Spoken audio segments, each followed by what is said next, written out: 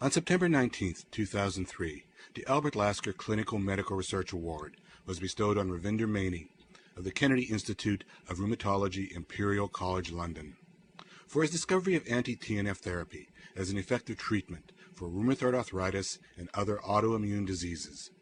Ravinder Maini is interviewed by Peter Lipsky of the National Institutes of Health.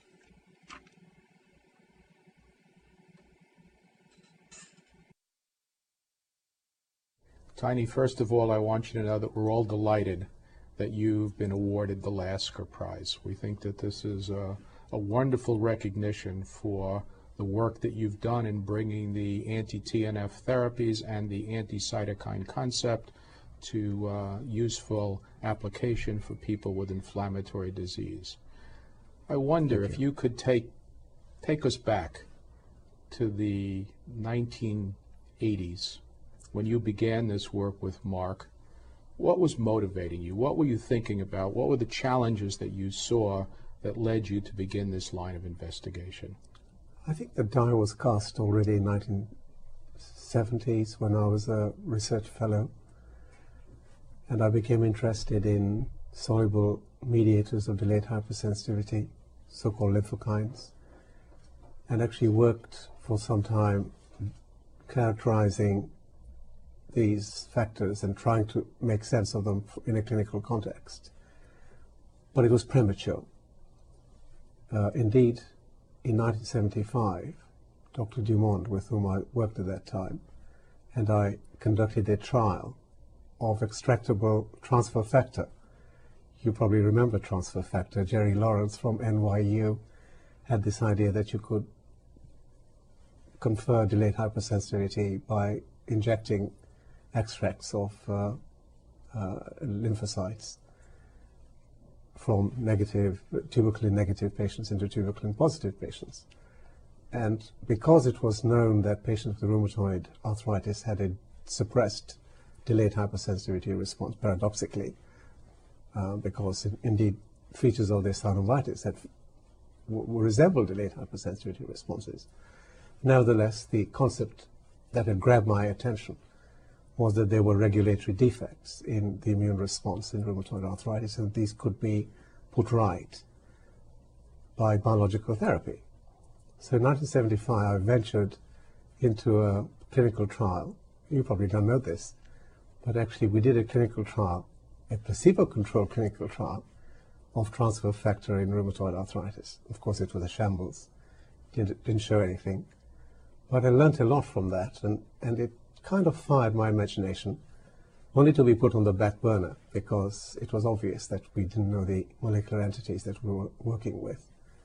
And they turned out to be much more complex than we thought. And then there was this revolution of molecular medicine and cloning of cytokine genes. And suddenly these mishmash of soluble factors that I had been working with began to assume real shape and form. And that's when our paths, Mark Feldman and my paths crossed again, and this time with intent. We really thought that we could now work with molecular entities that could be defined. So in the middle 80s, we started to ask ourselves, what were the features of the immune response in rheumatoid synovitis? Encouraged greatly by the fact that you could access tissues from rheumatoid patients relatively easily. So by then our unit was arthroscoping patients quite early in disease, and we had access to biopsy material. We had surgeons removing grams of synovium for synovectomy, and of course artificial joints had come into being, so there was plenty of tissue to study, which actually in a pragmatic way was another reason that rheumatoid arthritis seemed to be such a good medical condition for someone trained in immunology to be actually focusing on. And that's really where it started, Peter. And tell me, what was it like for the patients in those days? What was the clinical spectrum when you started your work? What were the challenges that you saw in taking care of patients with rheumatoid arthritis in those days? Well, the scene has changed beyond recognition. So when I was a young clinician in my rheumatology clinics in the late 60s, of course it was quite a familiar sight to see a lot of patients with rheumatoid arthritis in wheelchairs. So our clinic would have maybe half the patient population attending, either using canes or in wheelchairs or using some form of an aid, physical aid, to actually simply get to you. Well, that's not completely changed. I think that even before the biological therapies impact, which is relatively recent, we had begun to witness a very significant change in the quality of life that rheumatoid patients had gained from what we now call standard therapy. So that's the biggest change, I think. I think the other change is that there had been a gradual move from physical therapy in rheumatology to scientific basis of rheumatology. And because immunological phenomena were so obvious in rheumatoid arthritis, autoantibodies and presence of lymphoid cells and inflammatory response in the joints, there was an obvious opportunity there to study the link between immunology and disease, and going back to this concept that there was some dysregulation of it, trying to understand whether something could be put right. But of course, when we started looking at this game with the hypothesis that cytokines were likely culprits in this dysregulated mechanism, we began to find every conceivable cytokine that was being cloned, that we had reagents to probe these tissues with, present in the joint. And so at first it didn't make any sense. Really, it looked as though you were watching the night sky with all these stars shining brightly at you, not making any particular sense. But eventually I think it began to fall into place. As you know, this was the beginning of our work with TNF. And back in those days, you did something a little unusual, and that was you formed a partnership with Mark, a basic scientist. Maybe you can tell us how that developed and how you've managed to maintain a working relationship now for nearly 20 years. It's been a tremendously rewarding experience. So I met Mark actually already in the 1970s because we used to go to immunology meetings. It was a much smaller community of immunologists. I think you will remember the first immunology congress in 1970 in Washington, D.C. Well, you practically knew everybody there. Well, that's no longer the case, but to cut a long story short, I certainly knew Mark and his work. And he was a very dynamic investigator. And I thought he had some super ideas. And more importantly, I thought he had a very perceptive, analytical mind, which somehow resonated with my own interest. And we realized that between us, with him kind of with a foot in more deeply in basic science than mine, and with my 1 foot more deeply in clinical medicine, that actually we could probably begin to work together and do more than either one of us could achieve. And that was reinforced by our collaboration. And I think the collaboration basically was a positive one, and we enjoyed working together. The papers were fun writing, experiments were fun designing, and it was interesting for Mark to experience probably someone not so deeply involved in science actually criticizing the experimental design. And for me, it was very interesting to have an outside view of clinical medicine, actually by an analytical mind saying, why the hell are you doing it this way? So I think this interaction and synergy developed, and our respect for each other developed. And I think our personalities probably are also complementary. And this friendship grew, and I think it certainly sustained what could have been otherwise troublesome, because our work wasn't always leading in a direction that looked as though it was getting somewhere. And we were being stopped at various roadblocks where people thought we'd come up with some fairly unusual ideas. What were some of those ideas? What were some of the challenges in those days? Well, I think the challenge that really confronted us was the possibility that in this very complex molecular mayhem that we call the immune and inflammatory response, involving many, many mediators that were then known already, and many different types of cells, that actually this process could be regulated by one molecule. That, I think, was the heterodoxy that had emerged from some in vitro work that we had done with rheumatoid synovial tissue, that had identified possibly that TNF, when neutralized in vitro, actually did appear to regulate interleukin-1, for example, and GM-CSF and interleukin-8. So it looked to us as though there was a hierarchy in the system. Now, interestingly, this hierarchy has been sustained to a large extent by the subsequent clinical experiments, but I think it's still probably an unanswered question. But nevertheless, there is a definite enlightenment of the concept that one molecule can actually be quite important as a junction point or as a point in some cascade that will regulate the flow of inflammatory pathways.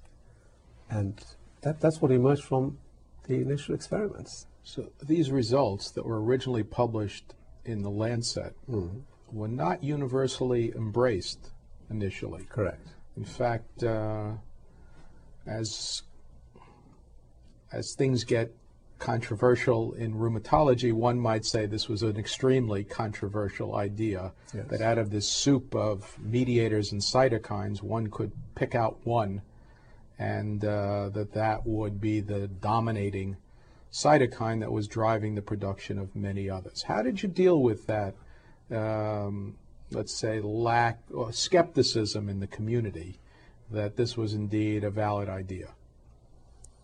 Well, Peter, I think we obviously progressed from the in vitro models to the in vivo animal model system, which validated this concept as well. So what we needed was access to human material, because in the end, as you know, I think there is no replacement to actually doing the experiment in humans and proving the point. And by 1992, we were very eager to try and block TNF in rheumatoid arthritis patients by administering a TNF blocker. Now, at that time, anti-TNF antibodies had been developed by at least 2 or 3 companies. One of them, at least, was a murine antibody. And we realized that a murine antibody wasn't the way to go. But actually, historically, we did talk to a company that made murine antibodies and were told that this idea was crazy and really they could not sustain venture into this kind of experiment. So it was a bit of good fortune, really, that Jim Moody, who was a physician in the US Navy and had actually done his PhD in London with Mark, happened to become the chief executive of Centocor, or the scientific boss of Centocor. And at that time, Centocor had an anti-TNF antibody which was chimeric, and at least theoretically, we thought this was a better bet in humans. And to cut a long story short, he was persuaded to give us enough to experiment on 10 rheumatoid patients. And that's the beginning of the saga, where we then had to persuade, first of all, our conscience and our own thinking about the ethics of doing such an experiment in patients, giving them a large slug of antibody, larger than would normally be given, 10 milligrams per kilogram or 20 milligrams per kilogram were the dose calculations from the animal work. And anyway, we thought that at least proof of principle could be explored by this method rather than a therapeutic. And that since we knew the kinetics of this kind of antibody, pharmacokinetics, that this would stay in the body for several weeks, that we should be given the opportunity, given this large amount of excess of anti-TNF antibody, to see an effect, if there was an effect. So anyway, we were still sufficiently worried to actually admit the first 4 or 5 patients to hospital for this administration in case they had adverse reactions, but were greatly encouraged that they didn't. So, in fact, surprisingly, these patients tolerated the infusions without turning a hair, and their hemodynamics didn't change. They didn't experience the kind of cytokine release syndromes that had been described with some other antibodies. And on the contrary, they started to tell us by the next day that they were experiencing a huge relief of pain, and as though the cloud had been lifted from their minds. Flu-like illness had disappeared overnight. Living with rheumatoid, I suspect, is a bit like living with influenza all the time, and systemic features of it. And this was impressive. And anyway, we then thought this wasn't a placebo-controlled trial, that we better actually treat another few patients just to be sure that this wasn't a flash in the pan. And we were, of course, sampling biological responses of these patients, studying them very carefully. And what emerged when we treated the first 20 patients was that not only were they reporting subjective improvement in their symptoms, but that there were very obvious reduction in the swelling of the joints and tenderness of joints, and mobility of patients, in some cases extremely striking improvement in mobility. And much more strikingly, there was a reduction in the C-reactive protein of the patient's blood findings, and ESR reduction, which told us that something biological was happening quite apart from the clinical effects that we were observing. And we then actually reasoned that this might be affecting the cytokine network, and actually measured interleukin-6, which fortunately is present in the blood in sufficient quantities to be readily measured. And this showed a very dramatic reduction with anti-TNF, supporting our concept of TNF being an important regulator of other cytokines. And I think then the story from there is fairly well known, because we then realized that we had to do a placebo-controlled trial. And here I have to say and acknowledge that this was only possible because we had very good relationships with many European investigators, which, by the way, is something that has been a very, for me, gratifying feature of this emerging story, is that it kind of lit a flame of collaborative work in Europe, which eventually extended into our relationship with North America. And you know how much we have enjoyed working together on the validation of this whole concept, which has taken several more years from 1992 to actually reach a level that satisfied regulatory authorities that we had safe and effective treatment. Well, so that came into this as well, and fueled it all, because I think this social interchange and network that developed of scientists and clinicians working together and talking to each other actually went well beyond what Mark and I had studied in a sort of microcosm of our own environment. It brought in a lot more people, and I think that was definitely oiling the wheels of the whole machine. And of course, the fact that the pharmaceutical industry became very interested and many companies took it up, I think amplified the whole thing. And I think the whole concept went from a very early stage of ideas to in vitro and in vivo animal work to patients, with 2 drugs emerging extremely rapidly as these things go. and this revolutionary idea that biologics actually could be real therapeutics rather than just instruments for validating concepts.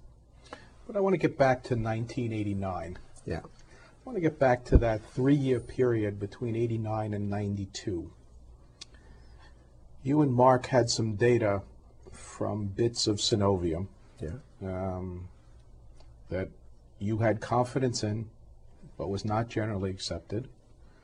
The timing was such that most of the pharmaceutical industry believed that it would be hopeless to give a monoclonal antibody repetitively in chronic disease.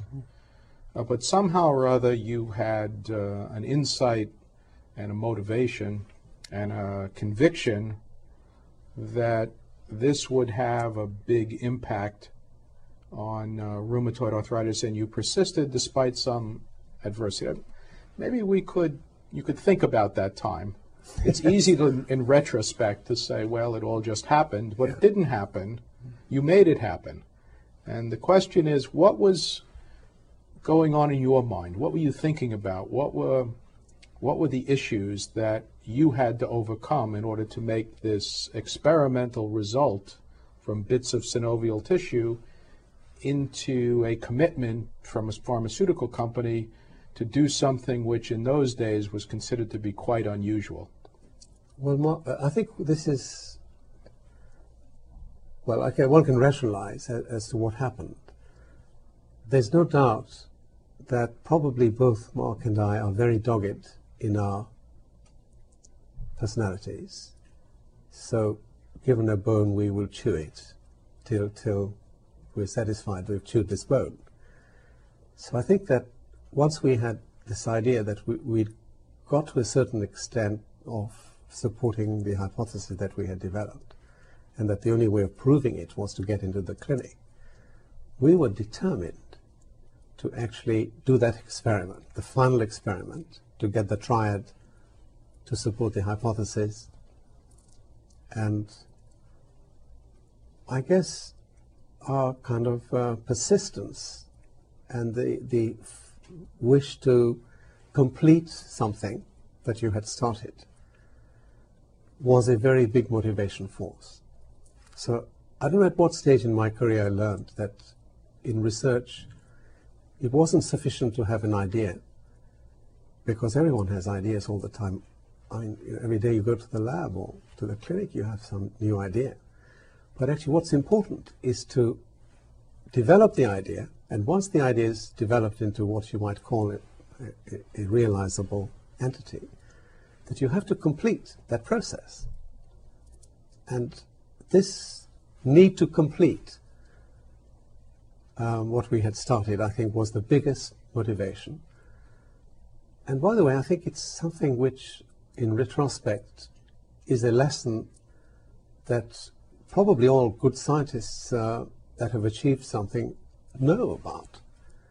No one taught me that, but completion of something that you start off is a very important part of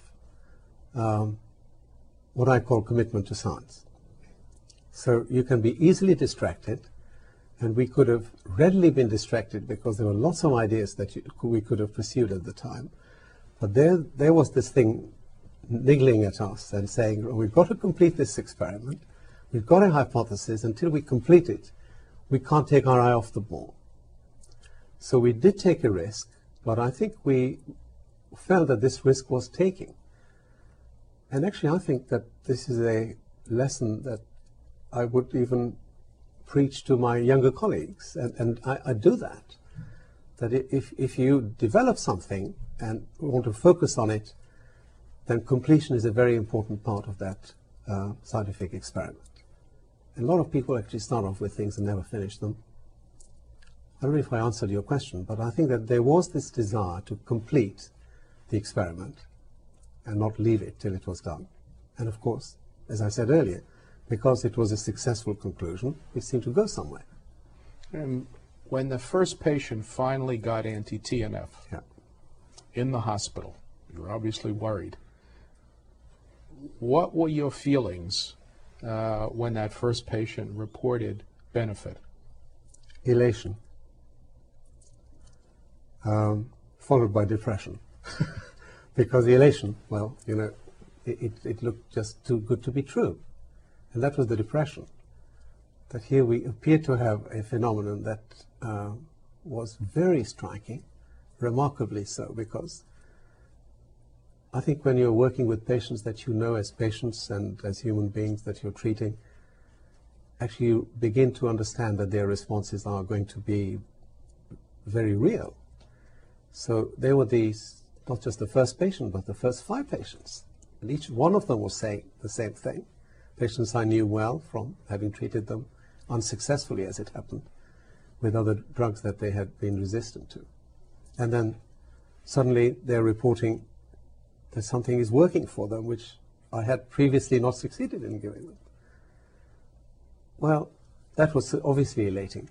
But then there was the realization, well, okay, this has happened, but this could be a placebo effect.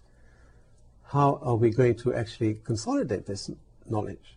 And one infusion isn't sufficient. It's a chronic disease. By the way, it became clear within weeks of the first infusion, which worked so dramatically, that this was not a cure, because part of the depression came from the fact that 6 to 8 weeks later, these patients' signs and symptoms were returning, and it was obvious that this was a temporary suppression of the process.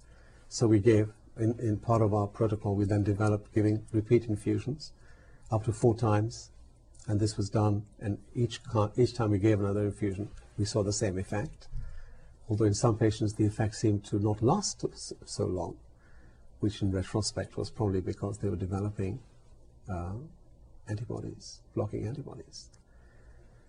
But clearly, I think this elation was the driving force for continuing the work, and persuaded one that this was really something worthwhile. And let me ask you another question. It's now 10 years later. Mm-hmm. The drug has been approved. More than 500,000 people are taking it for one indication of another. When you're alone late at night, what impact does that have on you?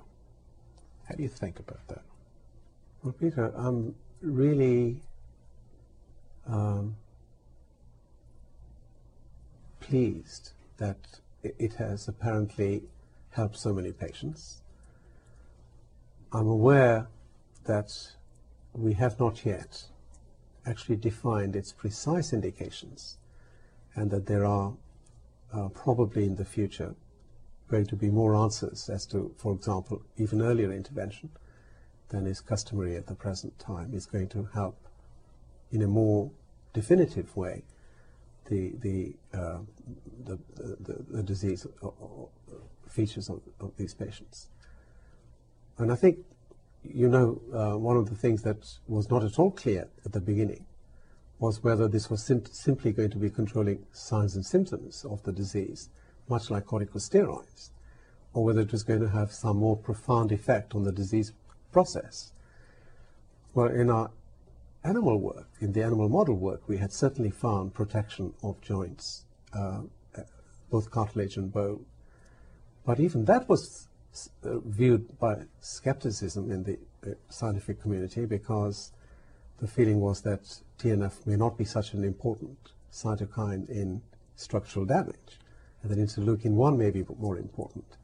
And although our hypothesis was that by blocking one, we'd be blocking the other, it wasn't yet proven. So I think the fact that it actually did more than control signs and symptoms became only obvious from later trials. And now I'm delighted that there are trials being planned by people, including you, that will address the essential question of what happens when you start treating very early indeed. And whether this will have not only a better protective effect and therefore preserve and restore health of these patients, but actually may even switch off the disease process in at least some patients more than treatment appears to do at the present time. And what do you think are the challenges for the future in terms of anti-cytokine therapy or other targeted therapies for a disease like rheumatoid arthritis. Clearly, the anti-TNF is potent, very effective, but isn't a cure. Yeah. What do you think are the challenges? What's the next step in this field? I think the next step is to achieve total remission in the disease, and preferably to have an intervention which is relatively short-term and then has a long-term effect. So rather like treating an infection with antibiotics, I think what we are looking for now in the treatment of rheumatoid arthritis is an intervention that is of defined length, period, and after that the patient is in remission. That would be the ideal. And I think intellectually this is not a difficult thing to envision, because basically rheumatoid arthritis is a disease of loss of homeostasis. And although the loss of homeostasis is working at many different levels, I do believe that there may be a more upstream critical point, much like TNF appeared to be a critical point in cytokine regulation, but cytokines are somewhat downstream in the whole disease process. I think there may be something upstream that could be identified and targeted that then has a much more durable and permanent effect. But of course the first step may not be achieving this ultimate goal. We may still only be able to get to a point where you get, let's say, 100% of patients responding to treatment as opposed to about 60% of patients responding to anti-TNF therapy. And whereas nowadays remissions with anti-TNF therapy, even with methotrexate co-administration, only occur in about 20% of patients. I think it's not unreasonable to expect that other targeted therapies, which may not still be the definitive cure, will achieve greater proportion of much better responses, but require longer-term treatment, rather like treating a blood pressure, elevated blood pressure of a patient. So I think we are not far from that. But the ultimate goal may be a little further and more difficult to achieve. Certainly one aspect that has been achieved with the identification of anti-TNF is the idea that many things can be specifically targeted, yeah, and that these might have benefit. Which do you think are the ones that are the most likely to have a significant impact, or their combinations? Well, I think that the link between the immune cell and the inflammatory cell is still an area that needs to be elaborated. And already there are hints that either blockading T cells or B cells, which in a sense are proximal to the cytokine inflammatory pathways, might be the way to go.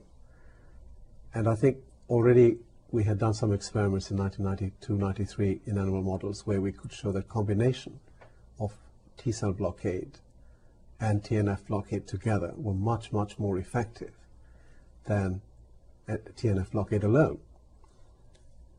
And that hasn't yet been tested in man properly, I think. And although some anti-T cell therapies are in the pipeline being looked at more deeply than before, and anti-B cell therapy similarly are being looked at, what hasn't really been done yet is the combination of more than one target. And I think since rheumatoid is a complex disease, it is likely that more than one target needs to be addressed at any one time, and the combinations are the way forward. And I personally have reason to think from experimental data that this combination will be the way to go next. But exactly which combination provides you the safest route as well as the most effective route is the dilemma. Because of course, if you disable not only an innate response molecule like TNF, but also an adaptive response molecule like a T or a B cell, you could be in for difficulties over safety issues, in that infections would become more of a problem than they are with anti-TNF alone. But I think here we have to start to dissect the non-adaptive functions of T and B cells, because although conventionally we have believed that these are the adaptive immune cells, it's very apparent that both T cells and B cells, and for that matter NK cells, actually act both in the adaptive and the innate immune response, and they're interacting with each other. So original concepts of innate and acquired immunity were too simple. So I think it may be possible to dissect actions of the T or the B cell in such a way that you blockade that function that is linking with the cytokine cascade without compromising the protective effects that these immune functions exert. So I think that will be the way to go forward. So there are likely to be molecules which will do this.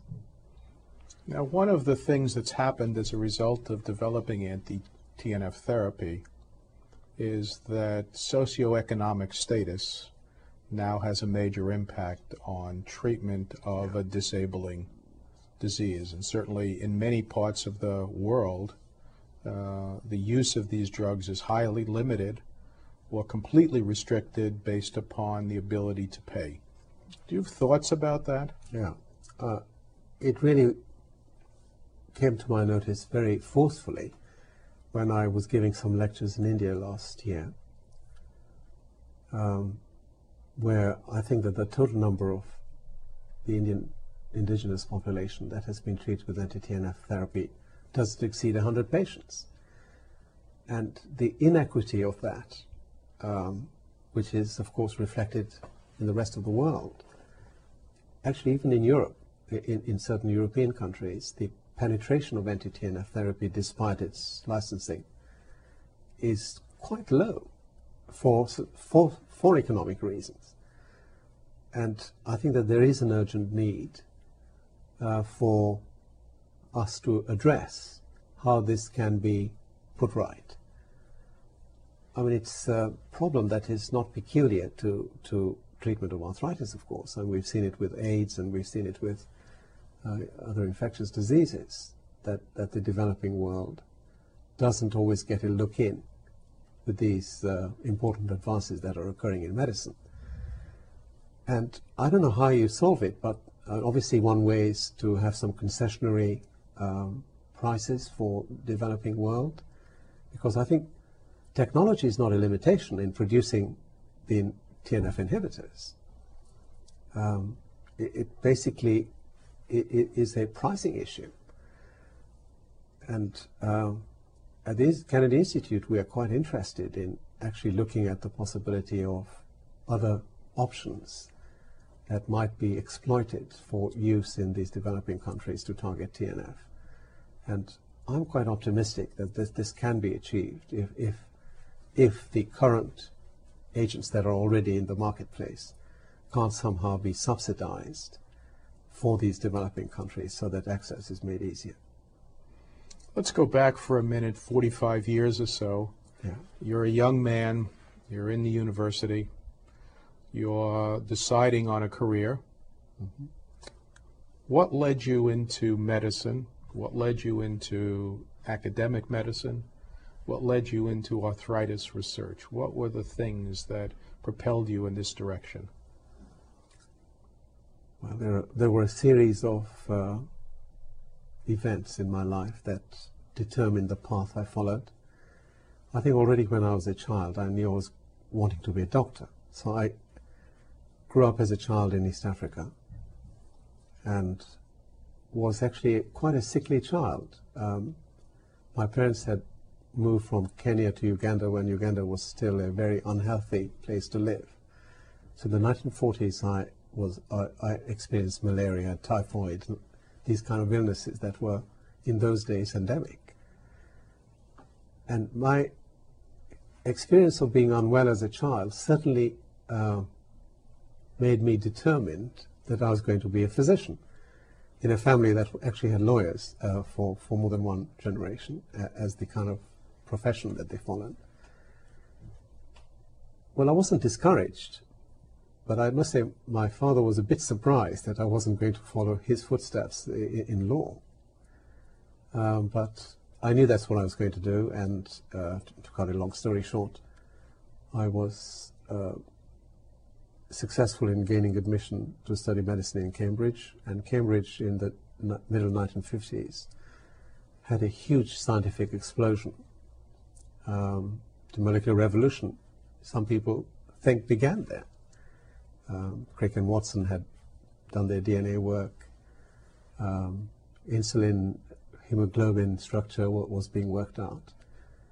So it was an exciting place actually to study as an undergraduate in natural sciences, which is what you did before you did medicine.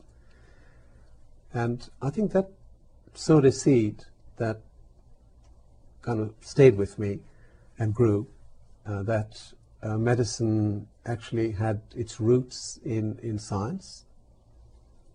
And I have to say at that stage, I never thought that I would be a researcher in the sense that eventually I did become one, because I thought I was only too anxious to be actually a caring physician, and was very anxious to get on with doing my clinical attachments and learning how to be a good practitioner.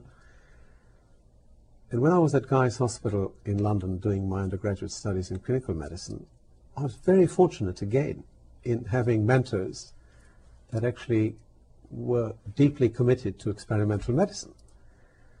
And so I grew with this idea that actually we were quite ignorant about understanding mechanisms of disease.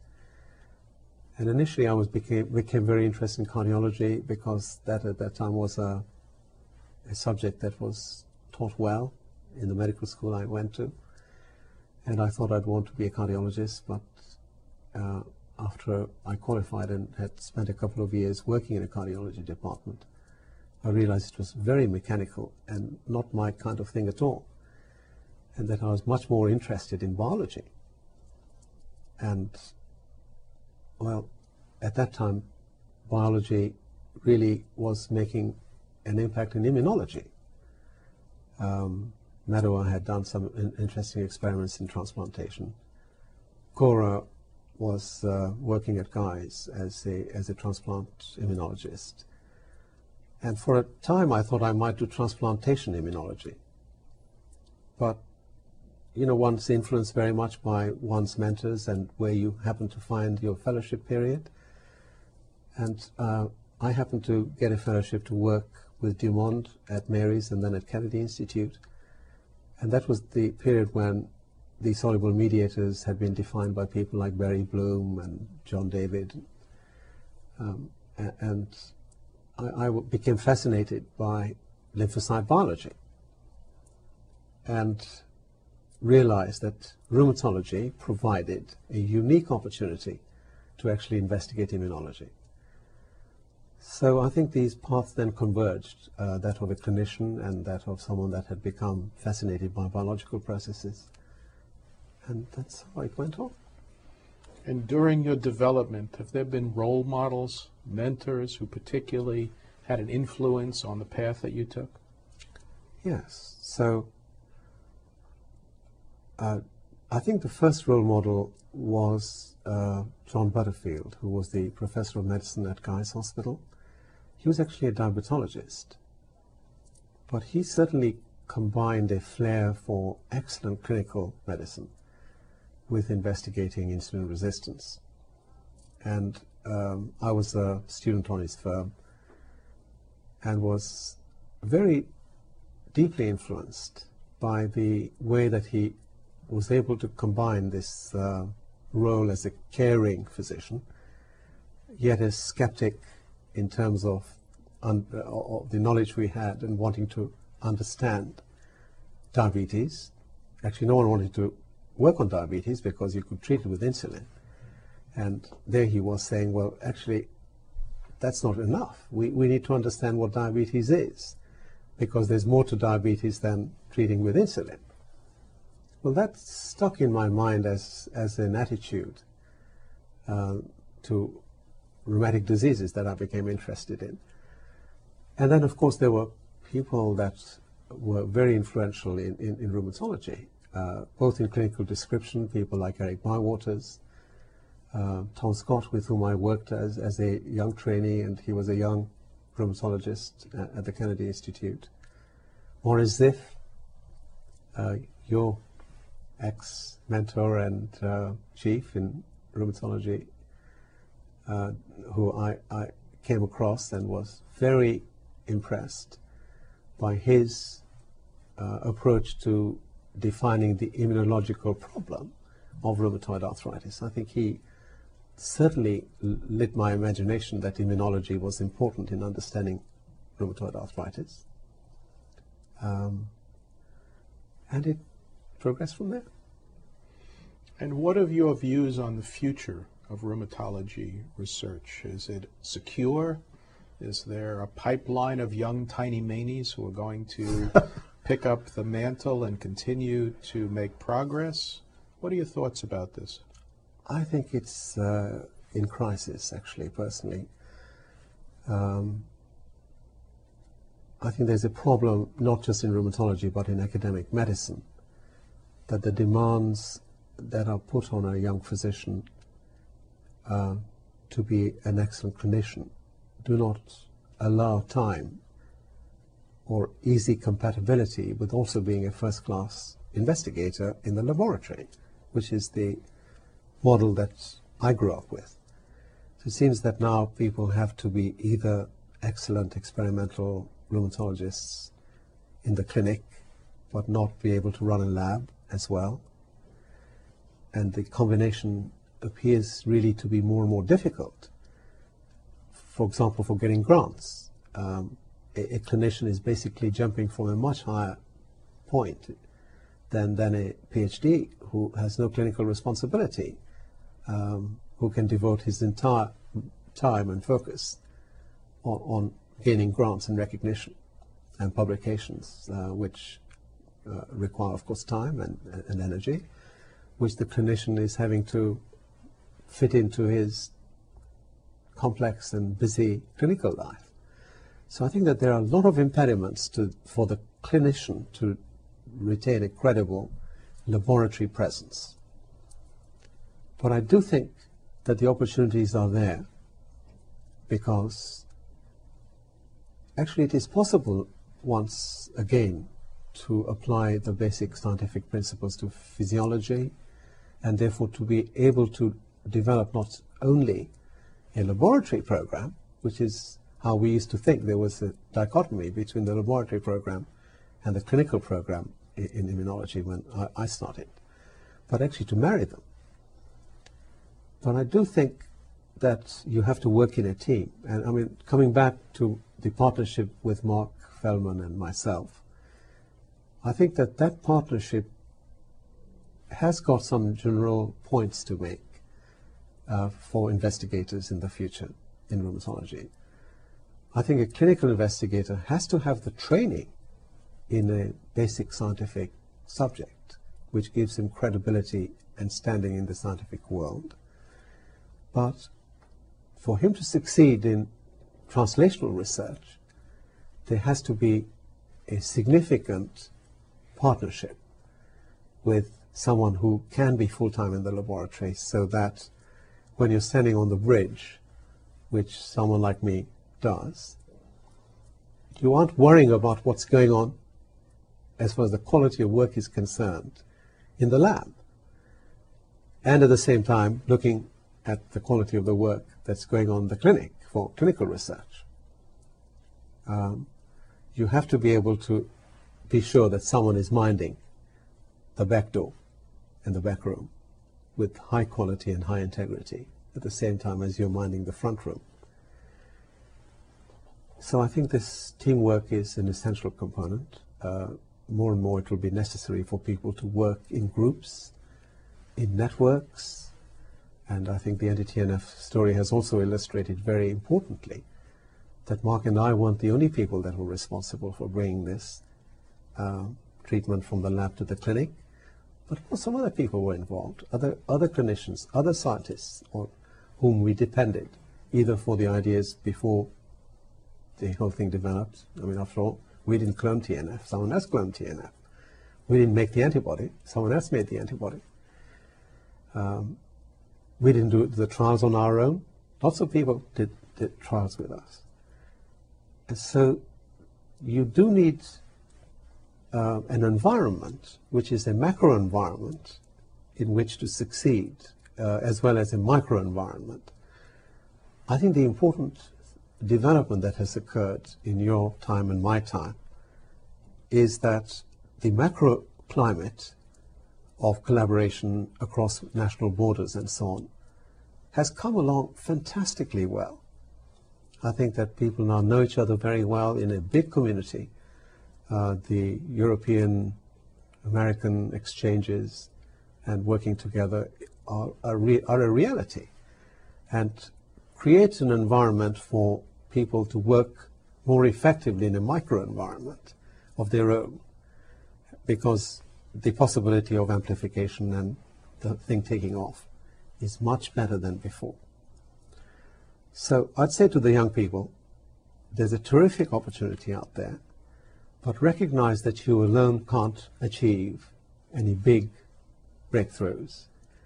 It has to depend on teamwork, and I think how you then manage the team psychology as well as retaining leadership and creativity of the many people that get involved is an issue that people need to understand, and I think a lot of give and take is needed here. You have to trust people, they have to trust you. You have to give them generously to receive something generously. And these are realities that have certainly helped my career, and I think are there for anybody else to take. So now you've achieved this wonderful prize. You've had the opportunity to see a scientific idea develop into a clinical intervention that's remarkably successful. And now you've also stepped down as the head of the Kennedy Institute. What's next for Tiny Maini? Well, I think that my role now is to continue to catalyze the next generation's work. And I very much value the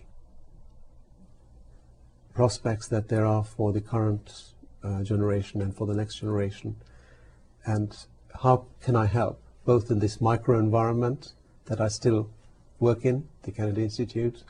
They have been kind enough to give me an office, and I attend lab meetings and contribute to the discussions, ask the right questions, I hope, take on some young people, especially clinicians who are trying to work in this difficult environment, as people that I give some mentorship to, and help them understand the long haul in front of them and what they have to do and how to do it. So that's a level where I feel I can still contribute, and maybe I will contribute more deeply in some project that will develop. I no longer have the responsibility of administration, so I can take on things that I couldn't for the last few years. But one thing that I have realized is that I shouldn't run a lab anymore, because really I think that my technological expertise is no longer up to date. So I really have to rely on people who have the molecular tools better understood than me to be able to use them. But I think the questions that they have to ask and how to apply them to clinical medicine is an area where I feel I can still help. And at our institute we are becoming interested in osteoarthritis. We still have lots of thoughts on completion of the rheumatoid projects. So I'd like to be playing a part in, I hope, facilitating these rather than necessarily leading them. That's how I see my position now. Well, we're certain that whichever direction your career develops, you'll be remarkably successful and remain a real role model for physician scientists. Well, I've enjoyed the opportunity to have this conversation, and on behalf of all of your colleagues and dear friends, and on behalf of the many, many patients who have benefited from this therapy, our heartfelt congratulations on winning this award. Thank you, Peter.